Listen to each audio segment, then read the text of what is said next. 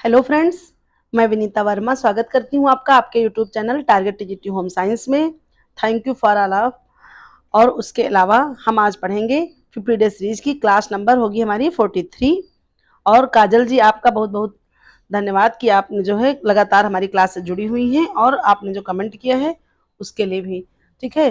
और बार बार हम कहते हैं कि कमेंट करिए, प्लीज़ सजेशन दीजिए कि क्या क्या चीज़ें आपको पढ़नी है, उस अकॉर्डिंग हम क्लास प्रोवाइड कराएंगे आप लोगों को। तो चलिए कुछ मोटिवेशनल लाइन के साथ हम करेंगे अपनी क्लास। तो देखिए क्या है, जब नाव जल में छोड़ दी, तूफान में ही मोड़ दी, जब दी चुनौती सिंध को फिर धार क्या मझधार क्या, कह मृत्यु को वरदान ही मरना लिया जब ठान ही, जब आ गए रणभूमि में फिर जीत क्या फिर हार क्या। ठीक है, तो चलिए इन्हीं लाइनों के साथ हम स्टार्ट करते हैं अपनी क्लास। देखिए हमारी सीरीज का आज का पहला प्रश्न है,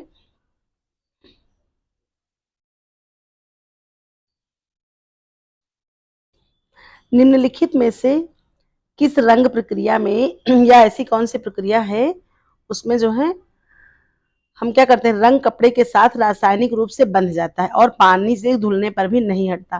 तात्पर्य है कि जो है ऐसी इतनी सारी जो रंग की प्रक्रियाएं लिखी हैं उनमें से ऐसी कौन सी रंग प्रक्रिया है जो है बिल्कुल रासायनिक रूप से बंध जाती है और उसका रंग पूरा पक्का रहता है। तो ये ऑप्शन देख लेते हैं। ए है डायरेक्ट डाई, बी है एसिड डाई, सी है रिएक्टिव डाई, डी है पिगमेंट डाई। देखिए सबसे पहले ये जान लीजिए कि जो ये रंगाई है, रंगाई छपाई जो है प्रक्रिया है, उसी को टॉपिक को आपको क्लियर करना है और इससे प्रश्न जो है आपको देखने को भी मिलते हैं। उसके अलावा आप लोग ये जान लीजिए कि जो संश्लेषित रेशे हैं, ठीक है, संश्लेषित जो रेशे हैं उनकी खोज किसने की थी।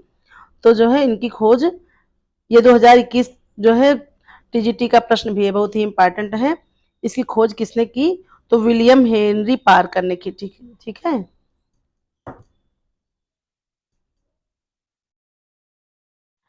विलियम हेनरी पार्कर ने की थी इसकी खोज। ठीक है, कब की थी, तो 1856 में की थी। और ये सारे रंग क्या होते हैं, कोलतार से बने हुए होते हैं। इनके भी तीन भाग होते हैं, एसिड, बेसिक और न्यूट्रल। ठीक है, तो ऑप्शन देखिए हमारा एसिड डाई है। एसिड डाई में क्या होता है, तो ये अम्लीय रंजक होते हैं, ये कार्बनिक अम्लों से, ठीक है, ये कार्बनिक अम्लों से बने हुए होते हैं। इसमें सोडियम, पोटेशियम, कैल्शियम के लक्षण होते हैं, है ना, सोडियम Na, पोटेशियम के, कैल्शियम Ca, इसके लक्षण होते हैं। और ये क्या होती है, एसिड डाई हमारी क्या होती है, तो जल में, आइए इसको हटा देते हैं फिर देखते हैं एसिड, एक मिनट। एसिड डाई हमारी ये क्या होती है, जल में घुलनशील होती है। ठीक है, जल में क्या होती है, तो घुलनशील होती है। और इसके बाद ये जो हमारी पिगमेंट डाई है, और इसके अलावा जो है डायरेक्ट डाई है, और इसके साथ ही एक है रिएक्टिव। तो देखिए यहाँ पर करेक्ट आंसर भी हमारा क्या हो जाएगा, रिएक्टिव डाई। और ये रिएक्टिव डाई होती क्या है, तो ये भी क्या होती है, ये घुलनशील होती है। ठीक है, ये घुलनशील एक प्रकार से डाई होती है। और ये क्या करती है, तो कॉगलेट बांड बनाती है। ठीक है, कॉगलेट बांड एक प्रकार से कह सकते हैं बनाती है, या बांध कह सकते हैं। और अपने जो है इसका इसका तात्पर्य क्या होता है कॉगलेट बांड का, कि जुड़ना।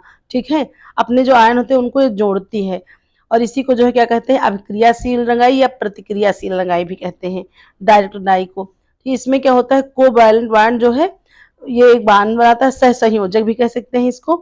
किसी भी तरह से प्रश्न आए आप इसको समझ लीजिए पूरा रिएक्टिव डाई को, कि इसमें क्या क्या होता है। और ये सेलुलोजिक फाइबर ऋणात्मक होते हैं, प्रोटीन पर चढ़ते हैं।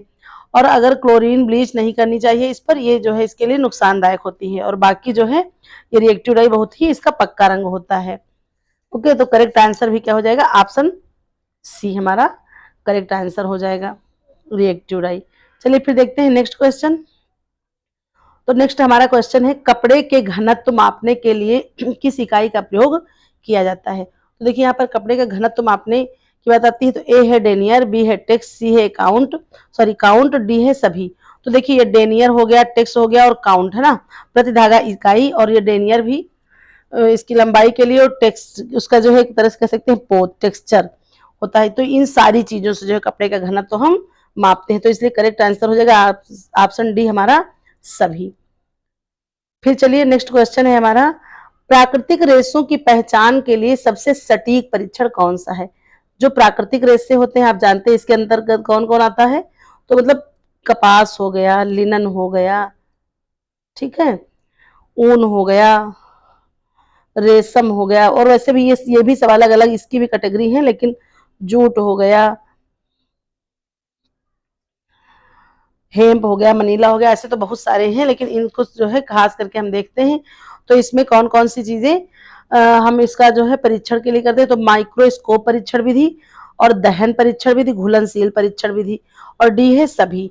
तो करेक्ट आंसर हमारा क्या हो जाएगा, सभी, है ना। इन सभी चीजों से हम क्या करते हैं, तो रेशे की पहचान करते हैं। जैसे माइक्रोस्कोप का मतलब होता है माइक्रोस्कोप पर देखने से, ठीक है, वो जो है उसकी अनुप्रस्थ काट हो गई, जो है लंबवत काट कैसी दिखती है ना, जैसे बल खाते पीते के समान दिखती है कपास की, है ना। और दहन परीक्षण का मतलब होता है कि जैसे उसको जला कर देखना, जैसे कि हमने ऊन को जलाया तो कैसा जलता है, जैसे ऊन हमारा कैसा जलेगा, तो इसमें कैसे आता है, बाल के जैसी गंध आती। कपास क्या होता है, तो ये कागज के जैसी जलने की गंध आती है, इसमें पीली लौ के साथ जलता है ना। लिनन का भी वही है लगभग लगभग। तो ये सारी चीजें हैं कि मतलब इसमें किस प्रकार से जलाने पर उस कैसी गंध देती है, कैसा राग छोड़ता है, कैसी लौ आती है, ऐसी चीजें। और घुलनशील परीक्षण का मतलब भी ये है कि घुलनशील, इसमें जो है ये रेशे जो है कितना किस तरह से घुल जाते हैं, और उसमें जो दाग होते हैं वो भी कैसे घुलते हैं, ये अनेक प्रकार के इस तरह से परीक्षण होते हैं। तो ये करेक्ट आंसर हो जाएगा ऑप्शन डी। फिर देखिए हमारा नेक्स्ट क्वेश्चन है, निम्नलिखित में से किस फाइबर में उच्चतम नमी और शोषण क्षमता होती है। तो जो है ऐसा कौन सा फाइबर है जिसमें कि उच्चतम नमी और शोषण क्षमता होती है। तो देखिए सबसे पहले आप जान लीजिए कि जितने भी जो है हमारे प्राकृतिक रेशे होंगे उसमें ज्यादा होती है ये चीज है। देख लेते हैं, ऑप्शन ए है नायलॉन हमारा, फिर इसके बाद बी है रेयान, सी है पॉलिस्टर, डी है एक्रिलिक। तो देखिए करेक्ट आंसर क्या हो जाएगा, ऑप्शन बी रेयान। देखिए पॉलिस्टर हो गया और ऊपर नायलॉन है और एक्रिलिक है, ये क्या है हमारे, ये एक प्रकार से कह सकते हैं कृत्रिम जगत के रेशे हैं, ठीक है, कृत्रिम रेशे हैं। ये जो है रासायनिक रेशे भी कह सकते हैं। रेयान क्या है, तो ये एक तरह से कह सकते हैं प्राकृतिक भी है, और लेकिन ये है कि प्राकृतिक कह सकते हैं, वनस्पतिक कह सकते हैं, लेकिन इसमें जो है हाफ हाफ होता है। 50% क्या होता है, तो इसमें 50% जो है सेल्यूलोज होता है, ये याद रखिएगा आप लोग।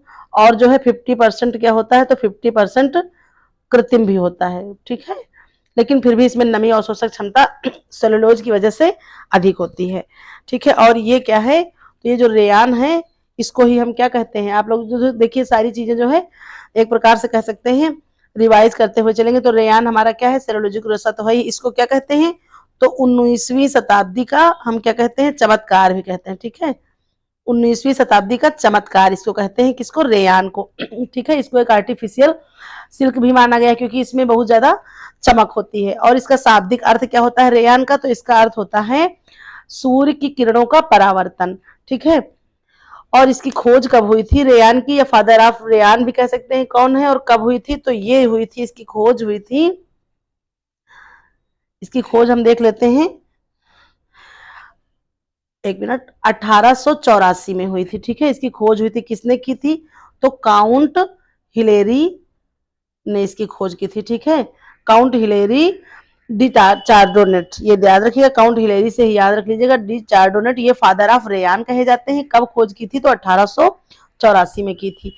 इसके बाद नायलॉन बनाने की जो प्रक्रिया जो है कुप्रामोनियम विधि है उसका विकास किया गया था, कब, तो 1890 में एलएच डिस्प्रेसीज के द्वारा इसको किया गया था, ये कुप्राम जो है मोनियम विधि द्वारा। इसमें क्या होता है कि ये प्राकृतिक रेशे के समान ही चिकने होते हैं, मुलायम होते हैं, परंतु इसमें मजबूती, प्रत्यस्थता तथा सटने का गुण का अभाव होता है, क्योंकि जो है इसमें क्या होती है, ये प्राकृतिक चीजें भी हैं कुछ, तो इसमें जो है सटने का अभाव और जो है मजबूती और प्रत्यस्थता थोड़ी बहुत कम ही होती है, बाकी उसके अलावा नमी और शोषण की क्षमता बहुत अधिक होती है। और रेयान जो है कह सकते हैं एक प्रकार से क्या है, तो ये जो है एक प्रकार से कह सकते हैं आर्टिफिशियल रेशम भी कह सकते हैं, ठीक है। और रेयान की फैक्ट्री सबसे पहले कब स्थापित हुई, तो ये स्थापित हुई थी 1946 में, ठीक है। फैक्ट्री कहाँ पर, तो केरल में, ठीक है, केरल में 1946 में जो है इसकी फैक्ट्री स्थापित हुई थी। और रेयान को जो है हम क्या करते हैं, चमक दूर करने के लिए क्या कहते हैं, तो इसमें हम टिटेनियम डाई ऑक्साइड का प्रयोग करते हैं, ठीक है, तेल, मोम, पैराफिन का प्रयोग भी किया जाता है। और इसकी चमक को कम करने के लिए टिटेनियम डाई ऑक्साइड जो है ऑक्साइड का हम प्रयोग करके इसकी चमक करते हैं, क्योंकि इसमें चमक जो है बहुत ज्यादा होती है, ठीक है। और इसकी जो है प्रक्रिया हम कह सकते हैं रेयान को बनाने की, तो हम क्या करते हैं स्पिनिंग क्रिया में करते क्या है, स्पिनेट के छिद्रों से जो है मोटा पतला इच्छानुसार हम उसको जो है एक तरह से गुजार लेते हैं। फिर जो है अनेक प्रकार के रेसे, गहरे रेसे, बहुरेसी रेसे, अनेक प्रकार के रेसे हम इससे तैयार करते हैं। तो ये हो गया हमारा रेशम। ठीक है। पॉलिस्टर भी जो है कह सकते हैं, पॉलिस्टर हमारा क्या है, तो पॉलिस्टर भी हमारा ये जो है एक रासायनिक रेशा है पॉलिस्टर। ठीक है। पॉलिस्टर क्या है, तो ये एक मिनट, एक प्रकार से पॉलिस्टर क्या है, तो ये एक रासायनिक रेशा है। इसको जान लीजिए। इसमें भी जो है अवशोषक क्षमता कम होती है। ठीक है। इसमें भी अवशोषक क्षमता, क्योंकि उसमें पूछा गया था सबसे ज्यादा अवशोषक चीज, तो इसमें अवशोषकता जो है कम होती है। ठीक है। और ये जो है कह सकते हैं इसको कपास आदि के साथ मिश्रित करके बनाने पर थोड़ा बहुत ठीक रहता है। इसकी जो है तंतु चिकने होते हैं, हाथ व मशीन से धोया जा सकता है। और ये पॉलिस्टर से जो है क्या कहते हैं, ये लंबी श्रृंखला वाले पॉलिस्टर होते हैं। इसमें जो है अनेक प्रकार के जो है रेशे तैयार किए जाते हैं पॉलिस्टर के। ठीक है। फिर देखिए नेक्स्ट है ये एक्रिलिक है हमारा। एक्रिलिक भी जो है एक रासायनिक रेशा है। और नायलॉन, आइए देख लेते हैं, नायलॉन को समझते हैं। तो नायलॉन हमारा क्या है, तो नायलॉन एक प्रकार से कृत्रिम जो है, ये क्या होता है, तो जो है ये संश्लेषित रेशा, कृत्रिम रेशा, और इसको क्या कह सकते हैं, एक तरह से कह सकते हैं ताप सुनम रेशा। ठीक है। ताप सुनम रेशा भी कह देते हैं इसको, जीवन सुगम रेखा, और मैजिक ऑफ फाइबर। ठीक है। इसको क्या कह सकते हैं, मैजिक ऑफ फाइबर भी कहते हैं। और ये जो नायलॉन होता है इसका जो है क्या कह सकते हैं, एक प्रकार से ये एक प्रकार से बहुत ही आसान होता है। ये कह सकते हैं कि एक तरह से जीवन को जो है सुगम बना दिया इसने। जादुई रेशा भी इसको कहते हैं। और इसकी खोज कब हुई थी, तो इसकी खोज 20वीं शताब्दी में हुई थी। जो नायलॉन है इसकी खोज कब हुई थी, तो 20वीं शताब्दी में हुई थी। किसने की थी, तो इसकी खोज डॉक्टर बैलेस, ठीक है, ये जो है इसकी खोज किसने की थी, तो बैलेस एच कैरोथर्स ने की थी। बैलेस एस कैरोथर्स ने इसकी खोज की थी, ये आप लोग याद रखिएगा। ठीक है। और इसकी जो है पॉलीमराइजेशन के बारे में भी हम जानते हैं, इनकी इच्छा हुई थी तो इन्होंने अनेक प्रकार से इसकी खोज की थी।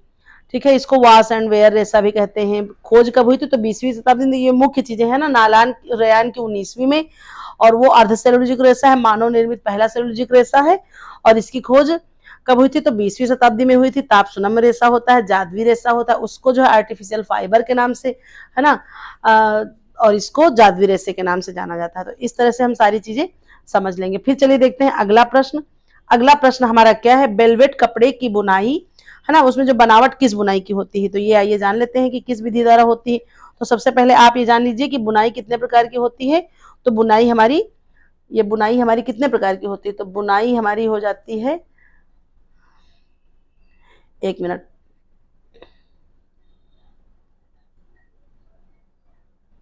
बुनाई हो गई हमारी दो प्रकार की। एक होती है हमारी सादी बुनाई है जिसको हम कहते हैं प्लेन वीव, एक होती है फैंसी बुनाई।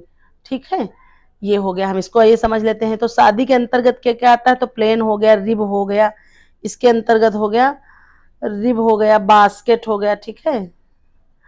इसके अंतर्गत हो, इसी के अंतर्गत ट्विल भी आता है, ट्विल भी आता है इसी के अंदर जो है, और अनेक चीजें आती हैं इसी में।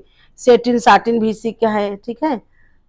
सेटिन हो गया और साटिन भी इसी के अंतर्गत आती है। और जो फैंसी बुनाई होती है उसमें कौन सी आती है, तो ये ध्यान रखिएगा, पाइल हो गई, इसके अंतर्गत पाइल हो गई।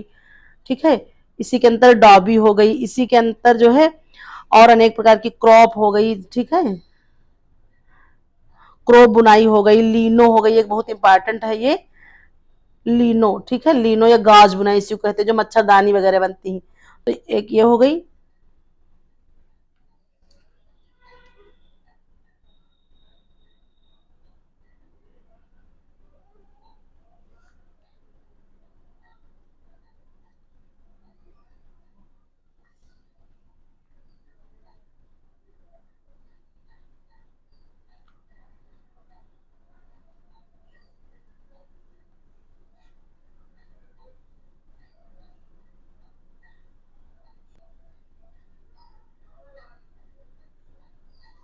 तो जो है इसमें देख लेते हैं कौन सा आता है ना, तो बेलवेट कपड़े की बुनाई जो है किस विधि पर आधारित होती है, तो ये होती है, ऑप्शन देख लेते हैं, plain view, satin view, pile view, twill view. तो देखिए प्लेन और सैटिन किस में आ जाती है, तो ये आ जाती है हमारी सादी बुनाई में।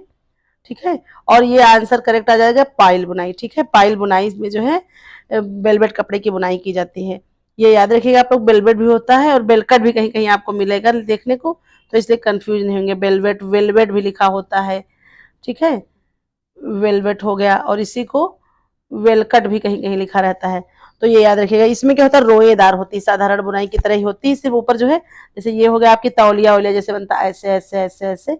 और ये भी दो प्रकार की होती है, एक कट पाइल एक अनकट पाइल। जैसे तौलिया वगैरह देखोगे ऐसे रेसे होते हैं, और कहीं कहीं पर बिल्कुल ऐसे काट दिया था तो खुले सीधे सीधे रेसे होते हैं, ये चीज है। तो ये जो है बुनाई का टॉपिक बहुत ही इंपॉर्टेंट है, इसको भी आप लोग पढ़िएगा ध्यान से। ओके, फिर चलिए देखते हैं नेक्स्ट क्वेश्चन। नेक्स्ट क्वेश्चन हमारा आएगा अब होम मैनेजमेंट से। इसमें जो है हम देख लेते हैं कौन सा प्रश्न पहला है, वैज्ञानिक गृह प्रबंधन का मुख्य उद्देश्य क्या है। तो वैज्ञानिक जो गृह प्रबंधन है उसका मुख्य उद्देश्य देखते हैं क्या है। ए है हमारा समय और ऊर्जा की बचत, बी है आर्थिक संसाधनों का बहुतेर उपयोग, सी है कार्य कुशलता और संतुलन बनाए रखना, डी है उपरोक्त सभी। तो देखिए करेक्ट आंसर क्या है, क्योंकि देखिए जो गृह प्रबंधन है वैज्ञानिक तरीके से जब हम करेंगे तो उसमें अपने हम समय और ऊर्जा की बचत भी करेंगे ना, टाइम और जो है ऊर्जा की हम बचत करेंगे तभी हमारा अच्छा गृह प्रबंधन कहलाएगा। उसके अलावा आर्थिक संसाधनों का बेहतर उपयोग, जो भी हमारे संसाधन होंगे आर्थिक संसाधन और उसके अलावा और भी अन्य चीजें हैं तो उसका अच्छा बेहतर उपयोग होगा तो हम कर पाएंगे। फिर कार्य कुशलता और संतुलन बनाए रखना, तो ये सारी चीजें आती है, इसलिए करेक्ट आंसर हो जाएगा ऑप्शन डी। ठीक है, चलिए नेक्स्ट क्वेश्चन देखते हैं। नेक्स्ट क्वेश्चन है हमारा, बजट निर्माण के लिए सबसे महत्वपूर्ण कारक क्या होता है। ठीक है, तो आइए इसको देख लेते हैं। बजट निर्माण के लिए सबसे महत्वपूर्ण कारक हमारा क्या है, तो ए है आय, बी है व्यय, सी है बचत, डी है सभी। तो देखिए ये हम जब बजट निर्माण करते हैं तो इसमें हम क्या करते हैं, आय व्यय बचत इन सभी चीजों को हम, ये एक महत्वपूर्ण घटक है, इसलिए करेक्ट आंसर क्या हो जाएगा ऑप्शन डी। ठीक है, लेकिन एंजिल ने जो बजट का नियम दिया था उन्होंने क्या किया था, एंजिल जो जर्मन के अर्थशास्त्री थे इन्होंने क्या किया था, बचत का प्रावधान नहीं रखा था उसमें। ठीक है, उसके अलावा इन्होंने बे की 5 जो है मदे भी बताई थी, और उसी में जो है 18 18 और 18 का नियम भी दिया था। ठीक है, कि जो है किस किस पर क्या खर्च करना पड़ता है, लेकिन इनका जो है बचत का इन्होंने प्रावधान नहीं दिया था। और एक चीज बताई थी कि जिस जैसे जैसे आय बढ़ती जाती है भोजन पर वैसे वैसे वे जो है घटता जाता है। तो ये सारी चीजें ध्यान रखिएगा, बहुत ही इंपॉर्टेंट टॉपिक है ये आपका। करेक्ट आंसर हो जाएगा सभी। चलिए फिर देखते हैं नेक्स्ट क्वेश्चन। नेक्स्ट क्वेश्चन है हमारा, वर्क सिंप्लीफिकेशन का मुख्य उद्देश्य क्या है। वर्क सिंप्लीफिकेशन का तात्पर्य हो गया हमारा कार्य सरलीकरण। ठीक है, कार्य सरलीकरण। तो इसका जो है मुख्य उद्देश्य क्या है, ए है समय की बचत, बी है प्रयास को कम करना। आइए जो है कार्य सरलीकरण को हम समझ लेते हैं। तो ये जो है अमेरिकन हार्ट एसोसिएशन व अपंग महिलाओं के लिए इसको बनाया गया था। ठीक है, और इसकी अवधारणा किसने दी, तो मार्विन मुंडेल ने दी है। ठीक है, किसने इसकी जो है अवधारणा दी, तो मार्विन मुंडेल ने कार्य सरलीकरण का विचार दिया। इन्होंने 3 तथ्य बताए थे, कार्य, कार्यकर्ता और कार्य निरपेक्ष। ठीक है, तो इस तरह से बहुत सारी चीजें इन्होंने अपने वर्क सिंप्लीफिकेशन में बताया। वर्क ऑफ एरिया और रिचमेंट किस प्रकार से क्या क्या करना है, गतियां बताई थी, हाथ एवं शरीर में गति, उपकरण और संग्रहीकरण में परिवर्तन, ये परिवर्तन भी दिया था, मार्विन मुंडेल का ही है। टीजीटी में ये प्रश्न बहुत ही कॉमन तरह से आप समझिए, बहुत ही एक तरह से कह सकते हैं इंपॉर्टेंट टॉपिक है। तो आइए देखते हैं अगला प्रश्न। इसी में देख लेते हैं कि मुख्य उद्देश्य क्या है, समय की बचत, और फिर है प्रयास को कम करना, फिर है हमारा कार्य को आसान बनाना। ओके, फिर है सभी। तो करेक्ट आंसर क्या हो जाएगा ऑप्शन डी सभी, ये सारी चीजें। फिर आइए देखते हैं नेक्स्ट क्वेश्चन। नेक्स्ट क्वेश्चन है, कौन सा उपकरण गृह प्रबंधन में ऊर्जा के अपव्यय को कम करने के लिए उपयोगी है। तो आइए देखते हैं ऊर्जा के व्यय को कौन सा जो है उपकरण कम कर सकता है। तो इसको देख लेते हैं। ए है इंसुलेटेड कुकर, बी है एलईडी लाइट्स, सी है सौर ऊर्जा उपकरण, और डी है उपरोक्त सभी।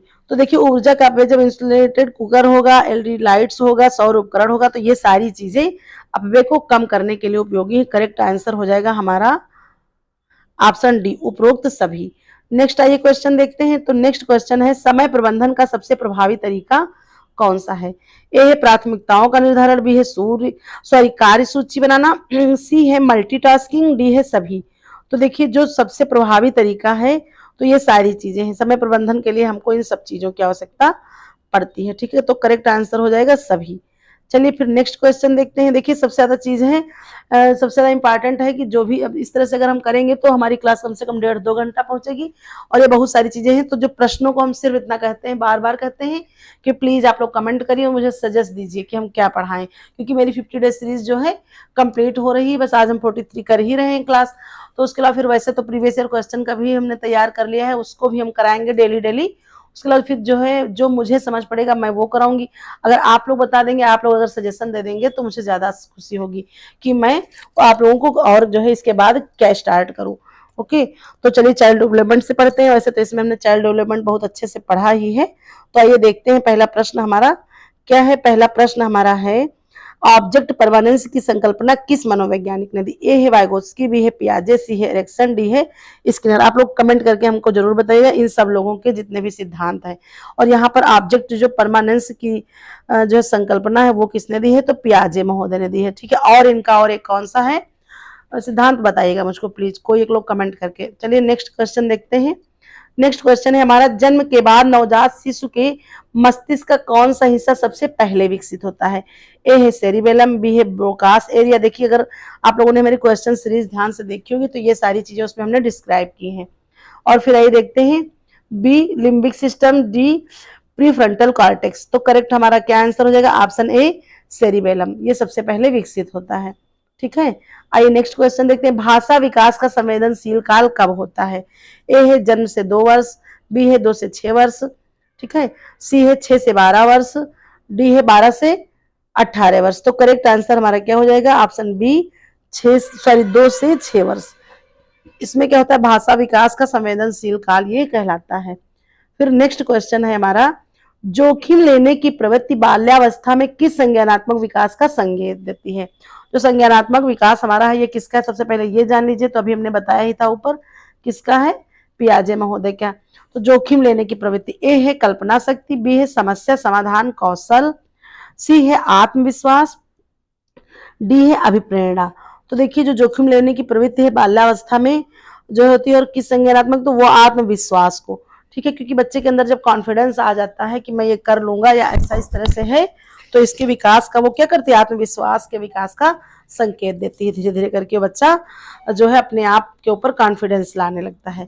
फिर चलिए देखते हैं नेक्स्ट क्वेश्चन। नेक्स्ट हमारा क्या है? तो ए है, सॉरी आप क्वेश्चन है हमारा 15 नंबर का, नवजात शिशु में कौन सा रिफ्लेक्स जन्मजात होता है? ओके, तो नवजात शिशु में कौन सा रिफ्लेक्स जन्मजात होता है? देखिए स्टेपिंग रिफ्लेक्स, ए है हमारा, बी है ग्राफ्सिंग रिफ्लेक्स, सी है रोटिंग रिफ्लेक्स, डी है सभी। तो देखिए स्टेपिंग में भी स्टेप बाय स्टेप उसके अंदर रिफ्लेक्स होता है ना, मूवमेंट कह सकते हैं, ये सारी चीजें होती है। फिर ग्राफ्सिंग, इसमें क्या होता है? जैसे बच्चा होता है उसके गाल को आप छुए, टच करिए, कभी देखा होगा जिसके घर में छोटे छोटे बच्चे होंगे तो कभी देखिए बिल्कुल छोटा सा बच्चा है तो क्या जो है उसके गाल को आप टच करिए तो उधर ही को वो क्या करता है? वो उधर ही मुंह घुमा देता है, उधर मुंह वो क्या करता है? घुमाता है। आप कभी जो है ऐसा जो है चेक करके देखिएगा, आप ऐसे छुएंगे तो वैसे वैसे उधर उधर को, अगर इधर को लगा लिया उंगली तो उधर को धीरे धीरे करके वो रूटिंग करने लगता है ना, वो वैसे ही रिफ्लेक्ट जो है रिफ्लेक्सिंग अपना जो है वो दिखाने लगता है। तो ये चीज है। और रूटिंग में क्या होता है? रूटिंग में जो है आप जैसे जैसे करके बच्चे को इधर से उधर करेंगे वो उधर ही को मुंह घुमाने लगेगा, ऐसी चीजें होती हैं ये। तो जो है और इसके अलावा स्टेपिंग रिफ्लेक्स भी होता है। तो ये सारी चीजें उसके अंदर जन्मजात होती हैं।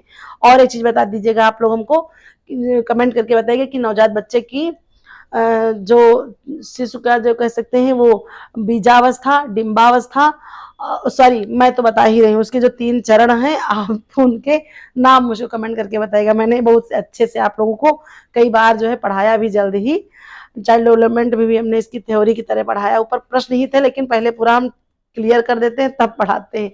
तो आप बताइएगा कि बीजावस्था कब से कब तक होती है ना, और जो है गर्भावस्था कब से कब तक है, इसी तरह से सारी स्टेज मुझे बताइएगा कमेंट करके कब से कब तक है।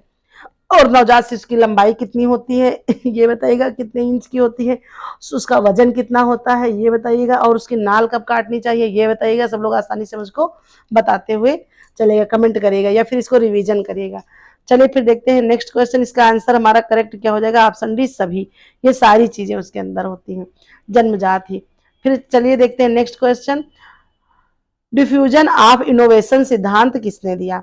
ऑप्शन देख लेते हैं भाई, आइए अपने। ए है कार्ल रोजर्स, बी है एवरेट रोजर्स, सी है मेलानी फिर जो है डी है मैस्लो।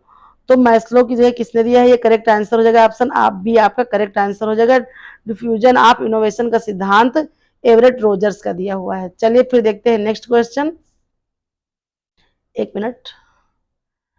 नेक्स्ट क्वेश्चन हमारा क्या है, विस्तार शिक्षा का मुख्य उद्देश्य क्या है। तो देख लीजिए मुख्य उद्देश्य क्या है, समाज में जागरूकता फैलाना, वैज्ञानिक तकनीकों का प्रचार करना, सी है ग्रामीण विकास करना, डी है सभी। तो देखिए इसका मुख्य उद्देश्य तो से ग्रामीण विकास करना है, लेकिन यहाँ पर अगर सभी ऑप्शन है तो फिर हम इस सभी को चूज कर लेंगे, लेकिन अगर यहाँ पर कोई और एक ऑप्शन होता और ग्रामीण विकास होता तो हम वहां पर ग्रामीण विकास को ही चुनते। ठीक है, क्योंकि विस्तार शिक्षा का मुख्य उद्देश्य यही पलायन को, इस वजह से तो इस तरह से पलायन को रोकना, ग्रामीणों की स्थिति को सुधारना, औपचारिक शिक्षा है ना, जागरूकता जब हम फैलाएंगे, वैज्ञानिक तकनीकों का प्रयोग करना उनको हम सिखाएंगे, तो क्या होगा, वो जो है अपना हर तरह से विकास कर पाएंगे। तो यहाँ पर करेक्ट आंसर होने वाला है ऑप्शन डी सभी। यही विस्तार शिक्षा का मुख्य उद्देश्य है। चलिए फिर, या प्रसार शिक्षा आप कह लीजिएगा। हमारा नेक्स्ट क्वेश्चन है, एडॉप्ट कैटेगरी में सबसे बड़ा समूह कौन सा होता है, आइए देखते हैं। ए है इनोवेटर्स, बी है अर्ली मेजॉरिटी, सी है लैगार्ड्स, डी है लेट मेजॉरिटी। तो देखिए एडॉप्ट कैटेगरी में सबसे बड़ा समूह कौन सा होता है, ऑप्शन हमारा कौन सा करेक्ट हो जाएगा, ऑप्शन बी अर्ली मेजॉरिटी, ये करेक्ट हमारा आंसर हो जाएगा। चलिए फिर देखते हैं नेक्स्ट क्वेश्चन हमारा कौन सा है, कौन सा माध्यम जो है व्यक्तिगत संपर्क के लिए सबसे अच्छा होता है। तो ए है रेडियो, बी है टेलीविजन, सी है समूह चर्चा, डी है समाचार पत्र। ठीक है, तो व्यक्तिगत संपर्क के लिए सबसे ज्यादा क्या होगा, जब जो है हम रेडियो करते हैं तो ये क्या है, मास कम्युनिकेशन का आता है, टेलीविजन भी मास कम्युनिकेशन के अंतर्गत आता है, और जो है समाचार पत्र भी मास का मतलब बहुत बड़ी जनसंख्या में। ठीक है, इसका जो है प्रचार प्रसार किसी तरह से संचार क्या होगा, भाई रेडियो सुन रहे हैं, बहुत से लोग सुन रहे हैं, टेलीविजन में, तो ये बहुतायात हो जाएगा संपर्क भी। और यहाँ पर करेक्ट आंसर हो जाएगा हमारा कौन सा, तो हमारा करेक्ट आंसर हो जाएगा ऑप्शन सी समूह चर्चा। समूह चर्चा में क्या होगा, जैसे पैनल हो गया, आधारित हो गया, व्यक्तिगत होगा, और बहुत सारे कुछ जो है क्षेत्रों में, तो समूह चर्चा में ये क्या होगा, व्यक्तिगत संपर्क के लिए सबसे अच्छा हमारा माना जाता है समूह चर्चा। और एक चीज बता दीजिए कि रेडियो, जो ये रेडियो है ये कैसा आपका साधन है, दृश्य है कि श्रव्य है, कि दृश्य श्रव्य दोनों है, और टेलीविजन बताइएगा। तो रेडियो हमारा क्या है, तो ये रेडियो हमारा श्रव्य साधन है। टेलीविजन क्या है, तो ये हमारा टेलीविजन दृश्य और श्रव्य, ठीक है, दृश्य श्रव्य दोनों है। समाचार पत्र बता दीजिएगा आप कि हमारा ये कौन सा है, मौखिक है कि शाब्दिक है, ये किस तरह से, ये चीज हमको आप कमेंट करके बताइएगा। तो ये जो है ये बहुत ही इंपॉर्टेंट टॉपिक है, इससे भी प्रश्न जरूर से जरूर आपको देखने को मिलता है। चलिए फिर देखते हैं अगला प्रश्न। अगला क्या है, किसान प्रशिक्षण कार्यक्रम में सबसे महत्वपूर्ण घटक क्या है। तो ए है डेमोन्स्ट्रेशन, बी है लेक्चर, सी है फिल्म शो, डी है फील्ड विजिट। ठीक है, तो देखिए किसान प्रशिक्षण कार्यक्रम में सबसे महत्वपूर्ण घटक क्या होगा, तो होगा डेमोन्स्ट्रेशन। ठीक है, ये सबसे महत्वपूर्ण है। बाकी उसके बाद लेक्चर हो गया, फिल्म से फील्ड विजिट, ये जो है ये भी, लेकिन जो डेमोन्स्ट्रेशन विधि सबसे महत्वपूर्ण है। फिर चलिए पोषण विज्ञान या न्यूट्रिशन साइंस के क्वेश्चन हम हमारे हैं, ये देखते हैं। ए है शरीर में नाइट्रोजन संतुलन का मापन जो है किसके माध्यम से किया जाता है। तो ए है यूरिया उत्सर्जन हमारा। और देखिए न्यूट्रिशन साइंस का भी हमारा टॉपिक वाइज रिवीजन नहीं हुआ है, इसकी हम कोशिश करेंगे कि टॉपिक वाइज रिवीजन जो है जल्दी से जल्दी इसका हम कर ले। हमारा चाइल्ड डेवलपमेंट कंप्लीट हो गया है, 125 की हम मैराथन करने के बाद न्यूट्रिशन या फिर होम मैनेजमेंट दोनों में से कोई एक स्टार्ट करेंगे। अगर कोई एक लोग भी मुझे बता देगा तो मैं उस अकॉर्डिंग स्टार्ट करूंगी। ठीक है, तो ए है हमारा यूरिया उत्सर्जन, बी है प्रोटीन उपापचय, सी है नाइट्रोजन सेवन और उत्सर्जन का अंतर, डी है अमीनो एसिड संश्लेषण। तो देखिए जहां पर नाइट्रोजन संतुलन का मापन किसके माध्यम से किया जाता है, तो वो किया जाता है नाइट्रोजन सेवन और उत्सर्जन का अंतर। ये हमारा करेक्ट आंसर हो जाएगा। चलिए फिर देखते हैं अगला प्रश्न। अगला हमारा क्या है, केटोजेनिक डाइट में प्रमुख रूप से कौन सा पोषक तत्व अधिक मात्रा में लेना चाहिए। ए है कार्बोहाइड्रेट, बी है प्रोटीन, सी है वसा, डी है विटामिन। तो देखिए करेक्ट आंसर हमारा क्या हो जाएगा, तो हमारा करेक्ट आंसर हो जाएगा वसा। वसा जो है केटोजेनिक डाइट में सबसे ज्यादा महत्वपूर्ण भूमिका निभाती है। उसके अलावा हमको बताएगा कि कार्बोहाइड्रेट में कितनी आपको ऊर्जा मिलती है, तो ये मिलती है आपको 4.2, और जो प्रोटीन में भी आपको 4.2 जो है कैलोरी मिलती है, और वसा में कितनी मिलती है, तो उसमें मिलती है 9 कैलोरी। ठीक है, ये भी कहीं कहीं 4 लिखा मिलेगा आपको, तो आप आंसर उसी अकॉर्डिंग करेंगे। और विटामिन, इससे हमको क्या मिलता है, ऊर्जा तो नहीं मिलती है, लेकिन ये मिनरल्स कह सकते हैं हमारे लिए बहुत ही ज्यादा आवश्यक होते हैं।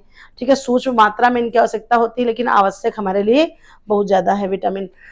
ठीक है, और ये प्रोटीन हो गया, कार्बोहाइड्रेट, वसा, तो ये जो है हमको एनर्जी देने का काम करते हैं। फिर चलिए देखते हैं नेक्स्ट क्वेश्चन। तो नेक्स्ट हमारा क्वेश्चन क्या है, आइए देखते हैं। शरीर में पानी की कमी से सबसे पहले कौन सा लक्षण प्रकट होता है? ए है थकान, बी है हाइपोग्लाइसीमिया। ठीक है, पानी की जब कमी होती है तो कौन सा लक्षण प्रकट होता है? इस तो देखिए, फिर क्या है, सी है हमारा, एक मिनट रुकिए,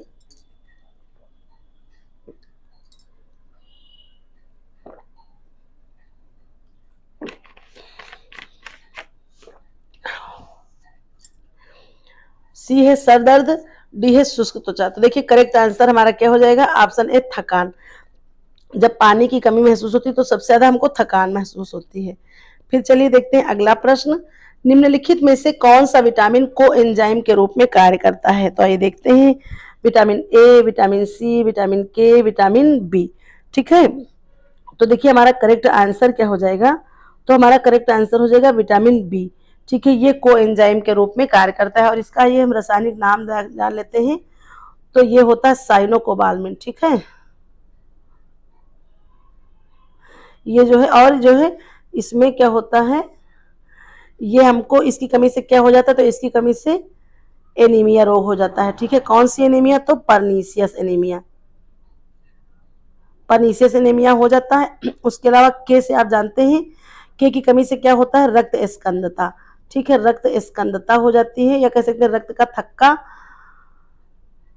थक्का नहीं जमता है। ठीक है, इसकी कमी से।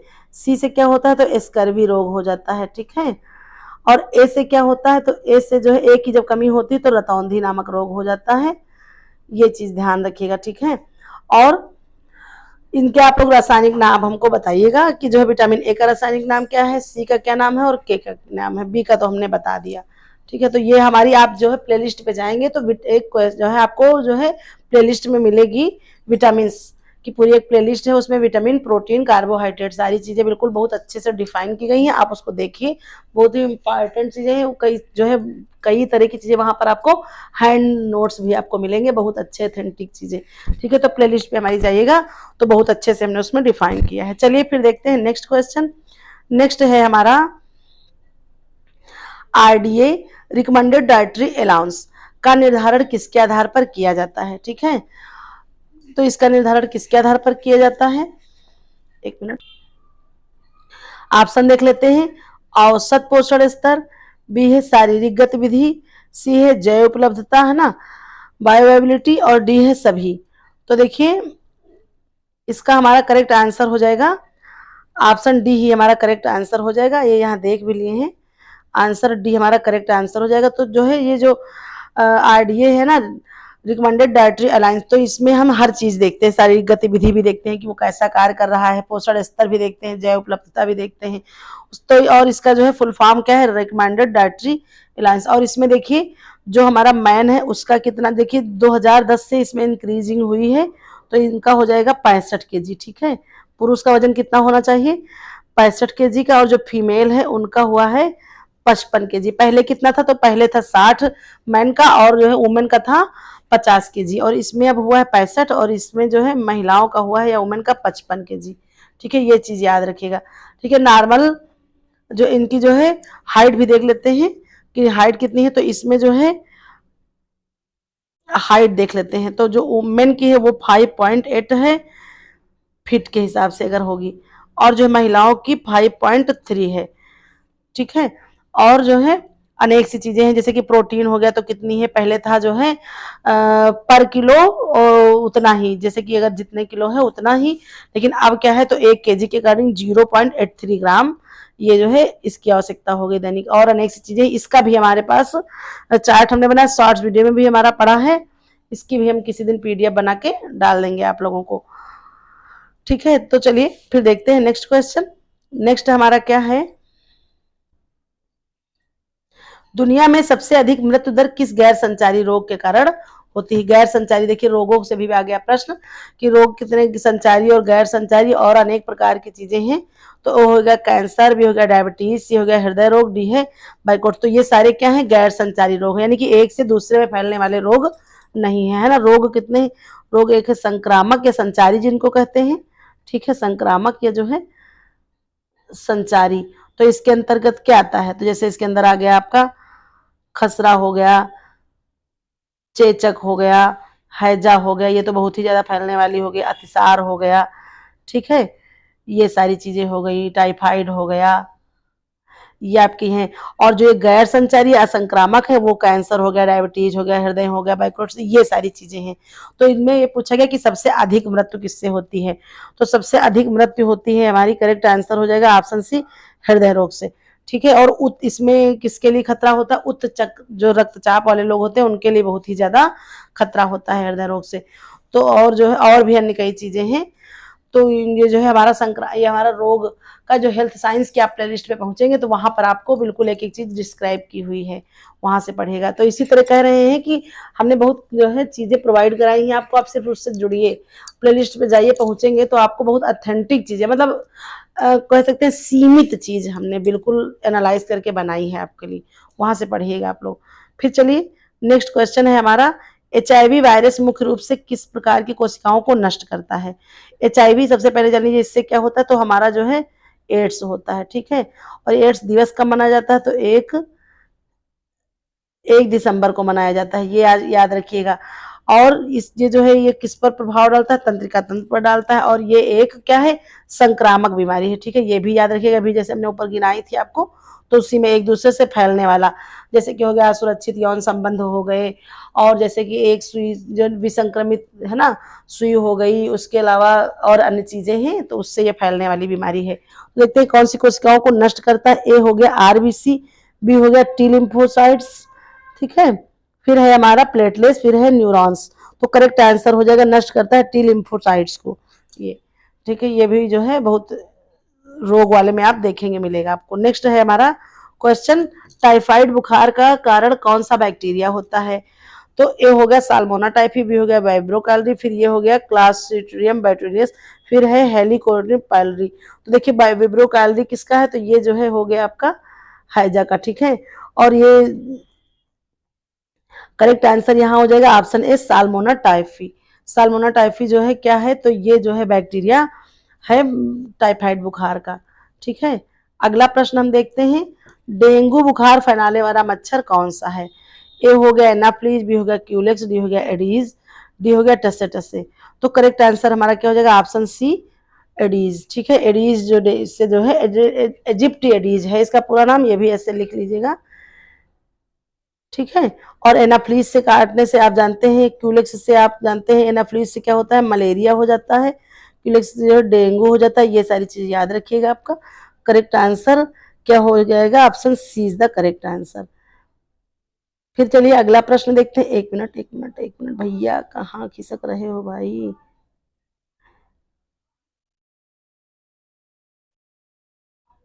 WHO विश्व स्वास्थ्य संगठन की स्थापना कब हुई है ना? WHO world health organization. तो ए है 1945, बी है 1948, सी है 1952, डी है 1960।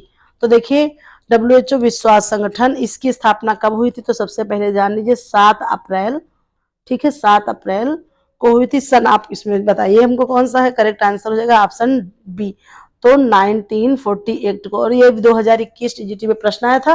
और एक चीज, वहां 48 आपको देखने को नहीं मिला था, इसलिए कंफ्यूज नहीं होना है। देखिए 1955 में इसका हुआ था प्रपोजल, ठीक है, प्रपोजल रखा गया था कि ये चीजें ऐसी ऐसी बननी चाहिए। और फिर 6 में जो है 19 जो है 46 में ये बन करके तैयार हुआ। इसमें क्या क्या चीजें हैं, ये सारी चीजें आई थी। और इसकी स्थापना कब हुई थी? तो 48 में हुई थी। और जो है अगर 48 ना होता तो आप कौन सा लगाएंगे? तो फिर हम 45 के पास जाएंगे। और 1952 में बता दीजिए क्या हुआ था? तो जो है ये हुआ था हमारा सामुदायिक विकास कार्यक्रम, ठीक है, सामुदायिक विकास कार्यक्रम की जो है स्थापना हुई थी 1952 में, सामुदायिक विकास कार्यक्रम की, ठीक है। और जो है ये 7 अप्रैल 1948 को इसकी स्थापना हुई थी, ये याद रखिएगा। चलिए फिर देखते हैं अगला प्रश्न ह्यूमन फिजियोलॉजी से हमारा प्रश्न आ गया। देखिए टॉपिक है पाचन क्रिया का मुख्य रूप से कहाँ से शुरुआत होती है।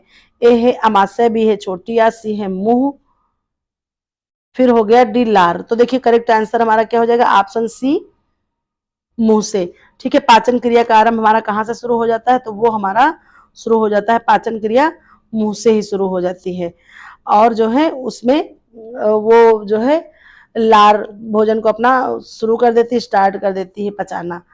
फिर चलिए अगला प्रश्न देखते हैं। तो अगला है रक्त में ऑक्सीजन का परिवहन कौन करता है। तो ए है सफेद रक्त कोशिकाएं, बी है हीमोग्लोबिन, सी है प्लाज्मा, डी है प्लेटलेट्स। तो देखिए रक्त में जो है ऑक्सीजन का परिवहन कौन करता है, तो वो करता है हीमोग्लोबिन। ठीक है, रक्त में ऑक्सीजन का परिवहन कौन करता है, तो वो करता है हमारा हीमोग्लोबिन। ये याद रखिए आप लोग, है ना, सफेद रक्त कोश और ये जो है हीमोग्लोबिन, और इसमें क्या होता है आरबीसी कह सकते हैं इसको, और ये जो है पूरे शरीर में दौड़ता रहता है और ये लाल रक्त कणिकाओं में जो है मौजूद होता है। और सफेद जो है कोशिकाएं जो होती हैं, प्लाज्मा, प्लेटलेट्स, ये सारी चीजें क्या है, तो ये जो हमारा रक्त है उसमें सारी चीजें ये मौजूद होती हैं। और रक्त हमारा क्या है, तो कह सकते हैं एक प्रकार से रक्त हमारा क्या है, तो सरल संयोजी उत्तक है, एक प्रकार से कह सकते हैं रक्त। ठीक है, इसको क्या कहते हैं, संयोजी उत्तक। ठीक है,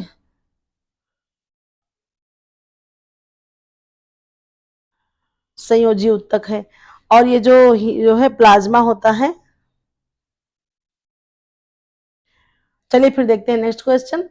नेक्स्ट है हमारा हृदय की धड़कन को नियंत्रित करने वाला प्राकृतिक पेस मेकर कौन सा है।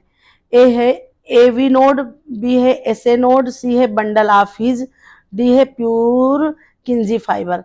तो जो हृदय की धड़कन को नियंत्रित करने वाला जो प्राकृतिक पेसमेकर है हमारा हो जाएगा, कौन सा हो जाएगा, तो वो हो जाएगा S A node. Option B is the correct answer. फिर चलिए अगला प्रश्न देखते हैं। अगला हमारा प्रश्न है ग्लूकोज को ग्लाइकोजन में परिवर्तित करने की प्रक्रिया को क्या कहा जाता है। ए है ग्लाइकोनियोजिनेसिस, बी है ग्लाइकोलाइसिस, सी है ग्लाइकोजिनेसिस, डी है ग्लाइकोजिनोलाइसिस। तो जो ग्लूकोज को ग्लाइकोजन में परिवर्तन प्रक्रिया को क्या कहते हैं, तो इसको हम कहते हैं ग्लाइकोजिनेसिस। ठीक है, और ये बहुत ही ज्यादा इंपॉर्टेंट हमारा क्वेश्चन है, एक प्रकार से कह सकते हैं। ये जो है यहाँ से भी प्रश्न 2021 टीजीटी में आप लोगों को देखने को मिला था, तो आप लोग इसको जो है रिवाइज कर लीजिए। और इसकी भी जो है, तो इसमें जो है ग्लूकोज का ग्लाइकोजन में परिवर्तित होना क्या कहलाता है, ऑप्शन सी हमारा करेक्ट आंसर हो जाएगा, ग्लाइकोजिनेसिस। ठीक है, ग्लाइकोजिनेसिस में क्या होता है, तो जो ग्लूकोज का ग्लाइकोजन में परिवर्तित होना। देखिए यहाँ पर हम कुछ चीजें बताए दे रहे हैं आपको, बहुत ही इंपॉर्टेंट है। तो इसमें देखिए जहां पर जिनेसिस आपको मिलेगा, ठीक है, ये याद रखिएगा, जिनेसिस, जिनेसिस, तो वहां पर क्या होगा, बनना होता है। ठीक है, बनना, एक प्रकार से आप ये याद रखिए कि बनना होता है। तो जो ग्लूकोज होगा वो ग्लाइकोजन में जो बनेगा वो होगा जेनेसिस प्रक्रिया में। और जहां पर आपको मिल जाए लाइसिस, ठीक है, लाइसिस, तो यहाँ पर देखिए एक इसमें है लाइसिस, यहाँ पर भी है और एक यहाँ पर भी लाइसिस है। तो यहाँ पर क्या होता है, ग्लाइकोजन जो है, ग्लाइकोजन क्या होता है, फिर से जो है ग्लूकोज में टूटता है, फिर से वो जो है ग्लूकोज में परिवर्तित हो जाता है, ग्लूकोज में बदलता है, ये याद रखिएगा, ये चीज है। ठीक है, ग्लाइकोजिनोसिस में भी टूटेगा, किसमें, तो ग्लूकोज जो है ग्लाइकोजन में परिवर्तित होगा। और ग्लाइकोलाइसिस और ग्लाइकोजेनोलाइसिस, इसमें ये क्या होगा, तो ये जो है ग्लाइकोजन टूटता है ग्लूकोज में, रीयूज होता है, एक प्रकार से कह सकते हैं। मांसपेशियों में लैक्टिक एसिड की सहायता से ये सारी चीजें होती है, ग्लाइकोजेनोलाइसिस ये कहलाता है। ठीक है, तो ये हमारी ट्रिक है, आप याद रखिएगा। फिर चलिए देखते हैं अगला क्वेश्चन। अगला क्वेश्चन है हमारा, और आज की सीरीज का आखिरी प्रश्न भी है ये, कौन सा हार्मोन शरीर में कैल्शियम स्तर को नियंत्रित करता है।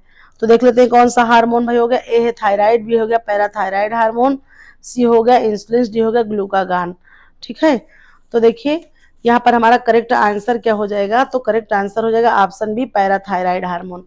पैराथायराइड हार्मोन क्या करता है, तो ये कैल्शियम के स्तर को नियंत्रित करता है। थायरॉक्सिन जानते हैं आप जो है ये किसके लिए, तो ये आयोडीन को नियंत्रित करता है, ठीक है, आयोडीन को नियंत्रित करता है जिससे घेंघा रोग होने की संभावना होती।